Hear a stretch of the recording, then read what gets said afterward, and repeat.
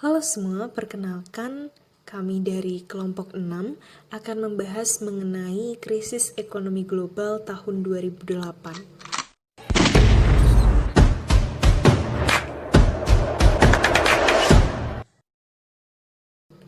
Krisis ekonomi global tahun 2008 diawali oleh kebangkrutan Lehman Brothers pada 15 September 2008, yang mana pada saat itu peristiwa tersebut menjadi catatan kelam sejarah perekonomian di Amerika Serikat. Lehman Brothers merupakan salah satu perusahaan investasi atau bank terbesar keempat di Amerika Serikat. Peristiwa tersebut menjadi awal dari krisis keuangan di negara yang mengagung-agungkan sistem kapitalis tanpa batas. Tetapi indikasi krisis ekonomi global 2008 sudah diprediksi sejak tahun 2007. Sejumlah negara dalam tenggang waktu berbeda mengalami krisis keuangan moneter sejak pertengahan tahun 1990-an hingga tahun 2001. Krisis pertama kali terjadi di Meksiko pada tahun 1973 sampai 1982. Krisis ini disebabkan dengan adanya permasalahan fiskal dan moneter. Sejarah mencatat bahwa serangkaian krisis keuangan yang dialami berbagai negara telah merusak sendi-sendi perekonomian negara-negara tersebut secara destruktif. Kondisi perekonomian Amerika pada saat itu ternyata semakin memburuk, meluas, bahkan berkepanjangan karena tidak hanya dirasakan oleh perekonomian di Amerika Serikat saja, tetapi juga dirasakan di berbagai dunia, baik itu di negara maju maupun negara berkembang. Semuanya mengalami kebangkrutan, serta bangkrutnya Lehman Brothers sebagai bank terbesar di Amerika Serikat secara langsung mengguncang bursa saham di seluruh dunia.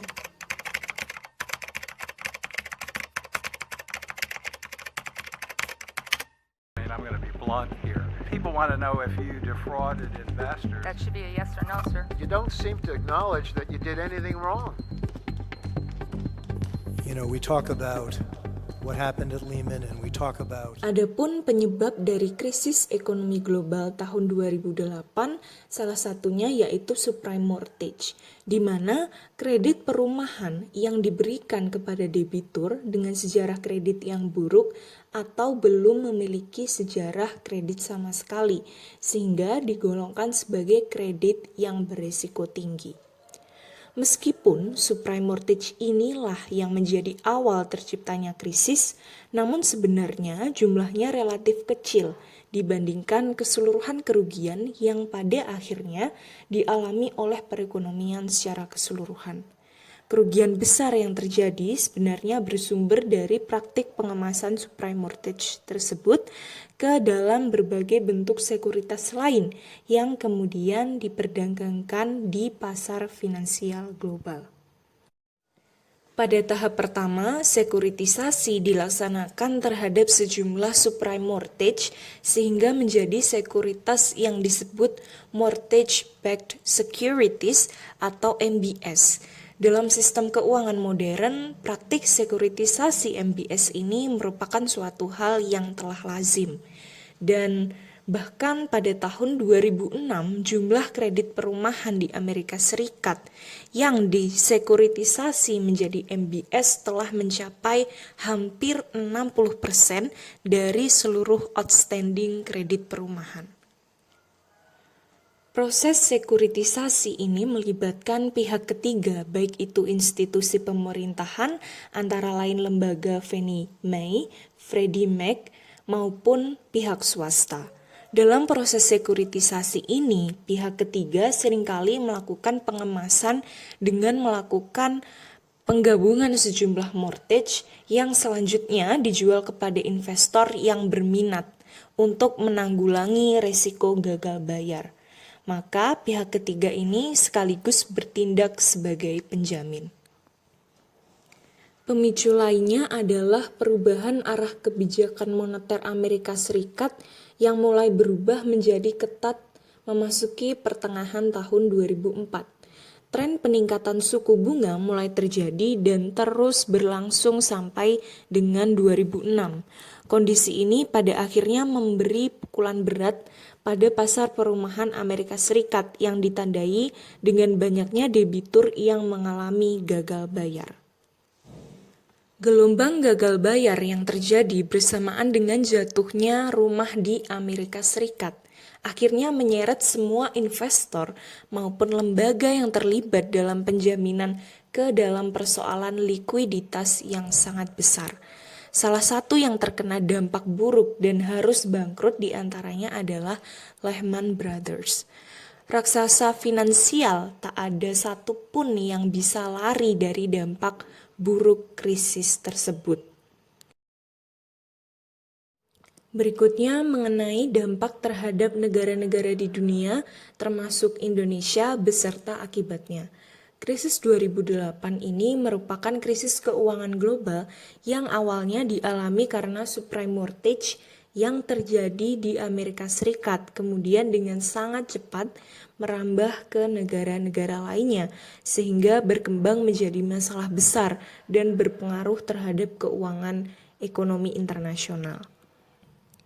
Pada tahun tersebut, baik perekonomian Amerika Serikat, negara maju, negara berkembang, dan bahkan Indonesia turut merasakan imbasnya.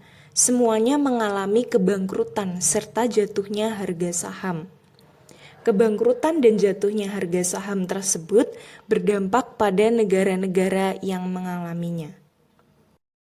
Yang pertama yaitu Amerika Serikat.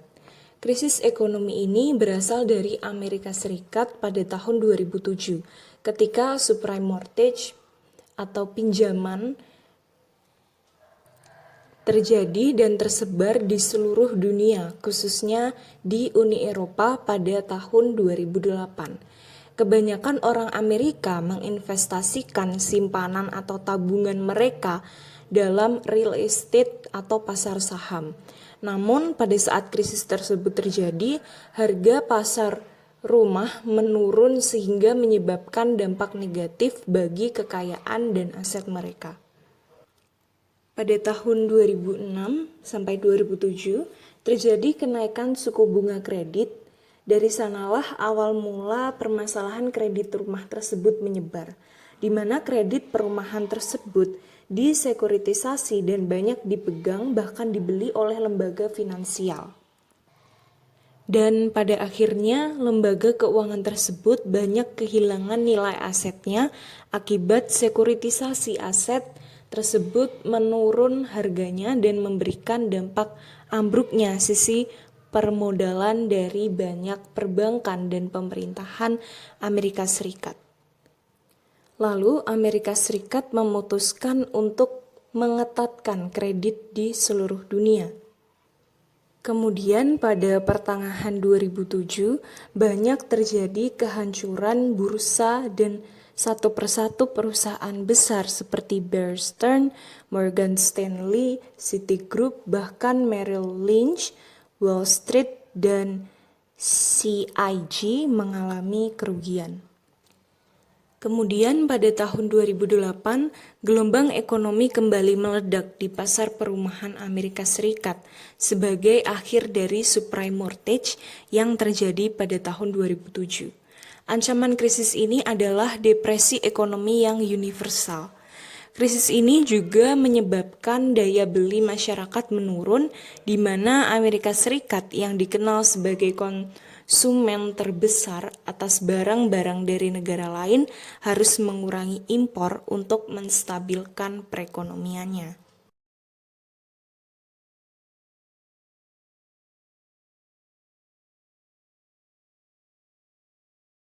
Berikutnya mengenai dampak krisis ekonomi global yang dirasakan oleh negara-negara maju seperti Jepang, Italia, Spanyol, Prancis, dan Jerman.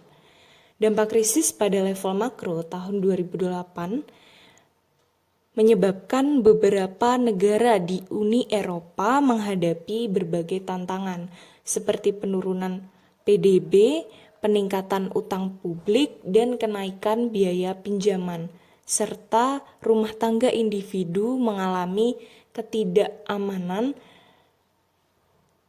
yang disebabkan oleh kehilangan pekerjaan, gaji yang berkurang, dan jatuhnya harga rumah. Situasi memburuk pada awal 2010 dan Yunani menjadi negara Uni Eropa pertama yang menerima paket bailout bersama dari Dana Moneter Internasional, Uni Eropa, dan Bank Sentral Eropa. Pengangguran meningkat menjadi 9%, sementara ekspor turun sekitar 20%, sementara harga pasar saham turun sekitar 45%, turunnya output manufaktur dan ekspor menciptakan pengangguran. Sementara jatuhnya pasar saham mengurangi nilai aset investor, dan hal tersebut menciptakan banyak keresahan dan reaksi di antara berbagai bagian masyarakat. Selanjutnya, dampak krisis global pada makroekonomi Indonesia. Krisis ekonomi global akan cenderung mengurangi ekspor, output domestik, dan meningkatkan inflasi. Efek dari krisis likuiditas global, di mana krisis yang dimaksud yaitu situasi ketika bank-bank menghadapi kekurangan likuiditas karena membengkaknya kredit macet dan jatuhnya harga aset.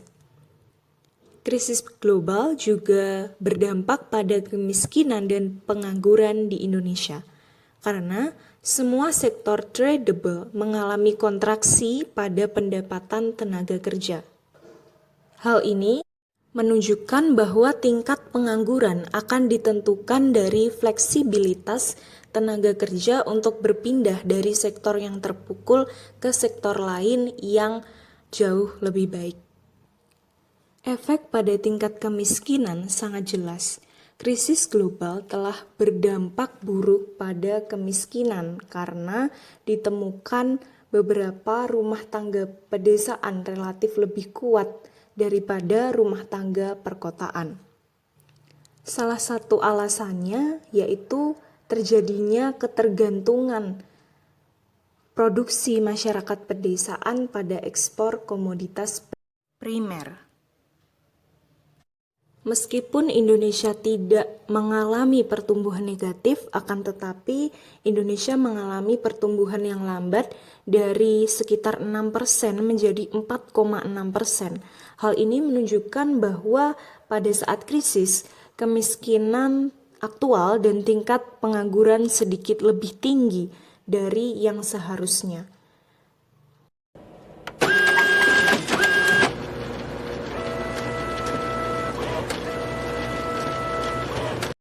Respon global. Respon dari negara di Asia, Rusia, dan Amerika Latin, mereka berkoordinasi dalam penanganan krisis melalui pertemuan yang menghasilkan deklarasi para pemimpin G20 atau G20 yang berisikan rekomendasi Principle and Action Plan. G20 dalam rangka penanganan krisis yang terdiri dari langkah jangka pendek dan jangka menengah. Kemudian dalam deklarasi tersebut, G20 juga didorong untuk mengambil inisiatif dalam mengatasi krisis global melalui 6 prinsip utama, yakni penerapan prinsip-prinsip respon makro terhadap krisis dan koordinasi kebijakan makro G20, peningkatan standar regulasi sistem keuangan, perkuatan integritas pasar keuangan global, peningkatan transparansi dan akuntabilitas sistem keuangan global, perkuatan kerjasama internasional dalam hal aktivitas keuangan, lintas batas, dan yang terakhir reformasi sistem keuangan global termasuk reformasi IMF dan Multilateral Development Banks. Kemudian tindakan G20 setelah koordinasi penanganan krisis, mereka membentuk working groups and macro responses. Principles and measures tersebut kemudian dibahas secara lebih detail dalam 4 working groups yang memfasilitasi pembahasan action plan secara lebih fokus. Yang mana di setiap satu working group diketahui 2 negara anggota. Selain pembentukan 4 working groups tersebut, G20 juga melakukan proses pembahasan di tingkat para deputi, menteri keuangan, dan gubernur bank sentral secara terpisah mengenai kebijakan makro dan memperkuat proses G20 dalam mencapai tujuan jangka panjangnya. Kemudian mencegah terjadinya krisis keuangan dan menciptakan ekonomi yang kuat. Lalu, bagaimana dengan Indonesia sendiri? Karena perekonomian Indonesia yang terbuka dan dalam situasi ketergantungan antar negara dan kawasan, maka secara alamiah tentu Indonesia tidak kebal gitu saja dari dampak guncangan eksternal. Tetapi diketahui pertumbuhan ekonomi di Indonesia sepanjang 2008 sampai 2009 masih tercatat tumbuh positif. Bahkan dalam tingkat regional sendiri bisa dibilang Indonesia mengalami dampak paling ringan dibanding dengan negara-negara tetangga. Namun di sini pemerintah juga berperan sebagai bentuk respon atas krisis tersebut. Selain memperkuat sektor, pemerintah juga mengeluarkan beberapa perpu yang mengatasi ancaman krisis global tahun 2008. Antara lain, Perpu nomor 2 tahun 2008 berisi tentang perubahan kedua UU nomor 23 tahun 1999 tentang perubahan atas UU Bank Indonesia. Kemudian, Perpu nomor 3 2008 tentang mengubah nilai simpanan yang dijamin lembaga penjamin pinjaman. Yang terakhir, Perpu nomor 4 tahun 2008 tentang jaring pengaman sistem keuangan JPSK. Lalu respon dari negara Amerika sendiri pasca pemerintahannya Presiden Bush yang mewariskan berbagai gejolak krisis finansial, Amerika Serikat pun dipimpin oleh Barack Obama dalam langkah penyelesaian krisis yang berkembang. Ini pun beliau mengambil beberapa kebijakan dengan Recovery Act yang mengelontarkan paket bantuan sebanyak 700 miliar US dollar. Bantuan ini dimaksudkan untuk menyelamatkan perekonomian warga Amerika. Kemudian, menjamin pengawasan yang ketat terhadap lembaga-lembaga keuangan. Dan yang terakhir, melakukan penghematan di berbagai sektor, tetapi tetap mendorong investasi. Program bantuan ditanamkan pada prasarana umum, pendidikan, kesehatan, dan energi. Kemudian Badan Penegak Hukum Khusus didirikan untuk menangani badan keuangan. Lalu respon dari pemerintahan Cina sendiri, Cina bergerak cepat untuk memitigasi penurunan pertumbuhan PDB setelah KKJ melalui paket stimulus dan ekspansi moneter pada November 2008. Pemerintah memperkenalkan paket stimulus 4 triliun yuan 14% dari PDB 2008 untuk 2009 dan 2010. Keberhasilan paket stimulus Cina tidak mengejutkan. Selama dekade terakhir, defisit anggaran Cina sangat rendah, sehingga setelah stimulus, utang Cina seharusnya hanya sekitar 20% dari PBD. Ada banyak ruang bagi pemerintah Cina untuk menggunakan kebijakan fiskal ekspansif untuk melengkapi kurangnya permintaan ekspor. Pemerintah pusat membiayai 1/4 dari paket 4 triliun yuan dalam bentuk hibah, langsung dan subsidi suku bunga. Kredit perbankan merupakan sumber keuangan terpenting kedua untuk paket stimulus. Pemerintah daerah mengusulkan paket stimulus mereka terdiri sebesar 18 triliun yuan. Pemerintah pusat akan menerbitkan obligasi pemerintah 200 miliar yuan atas nama pemerintah daerah.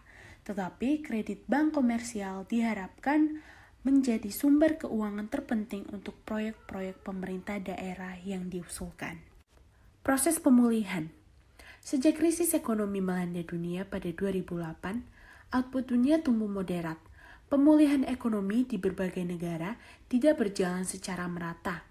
Beberapa negara telah tumbuh secara berkelanjutan sejak awal tahun 2009, bahkan sejak akhir 2008. Misalnya Amerika Serikat dengan pertumbuhan ekonomi sebesar 12% dan Cina yang tumbuh sebesar 65% antara kuartal keempat 2008 dan kuartal keempat 2014. Namun yang terjadi di beberapa negara di Eropa misalnya Italia dan Yunani, negara tersebut sempat mengalami pertumbuhan ekonomi namun mengalami penurunan kembali. Total PDB Italia turun sebesar 6% dan Yunani turun sebesar 24% sejak awal mula krisis global. Menurut Biro Riset Ekonomi Nasional Amerika Serikat menyatakan krisis ekonomi global 2008 berakhir pada Juni 2009 setelah penerapan berbagai jenis kebijakan baik secara fiskal maupun moneter yang dirancangkan oleh pemerintah Amerika Serikat. Sulit untuk menentukan kebijakan yang mana yang paling efektif dalam menangani resesi tersebut. Sebagai contoh kebijakan yang diperlakukan Amerika Serikat adalah pada September 2008, Kongres menyetujui dana talangan bank senilai 700 miliar dolar Amerika Serikat yang sekarang dikenal sebagai Program Bantuan Aset Bermasalah. Pada Februari 2009, Obama mengusulkan paket stimulus ekonomi senilai 787 miliar dolar Amerika Serikat yang membantu mencegah depresi global. Resesi berakhir pada Juni 2009, tetapi kelemahan ekonomi tetap ada. Pertumbuhan ekonomi hanya moderat, rata-rata sekitar 2% dalam 4 tahun pertama pemulihan. Dan tingkat pengangguran, khususnya tingkat pengangguran jangka panjang, yang tetap pada tingkat yang secara historis meningkat. Berdasarkan tabel berikut, data dari database World Economic Outlook (WEO), IMF untuk mengeksplorisasi efek resesi hebat di seluruh dunia. IMF mengelompokkan 165 negara ke dalam wilayah geografis yang luas dan kemudian melihat bagaimana PDB setiap wilayah menyusut selama resesi dan tumbuh pasca resesi. Wilayah yang mengalami penurunan PDB agregat terbesar pada masa resesi adalah Eropa dan Timur Tengah. Eropa secara keseluruhan tidak mengadopsi program stimulus fiskal yang ketat selama resesi hebat. Oleh karena itu, dampak paling lama dari penurunan tersebut dialami oleh kawasan ini, terutama negara-negara yang kemampuan fiskalnya terbatas akibat krisis utang pemerintah. Amerika Latin juga sangat terpengaruh oleh penurunan, dengan PDB turun hampir 8%, diikuti oleh Oseania, Amerika Utara, dan Afrika. Namun dapat dilihat bahwa output Asia tidak menurun sama sekali selama resesi pertumbuhan, hanya melambat menjadi rata-rata 5%, meskipun terjadi penurunan tajam dalam ekspor. China memang tidak hanya mengadopsi paket stimulus fiskal yang serius, tetapi juga berhasil mendorong penciptaan lapangan kerja dan pembangunan infrastruktur. Sebagai hasilnya, China pulih paling cepat. Sekian pemaparan dari kelompok 6 mengenai krisis ekonomi global tahun 2008.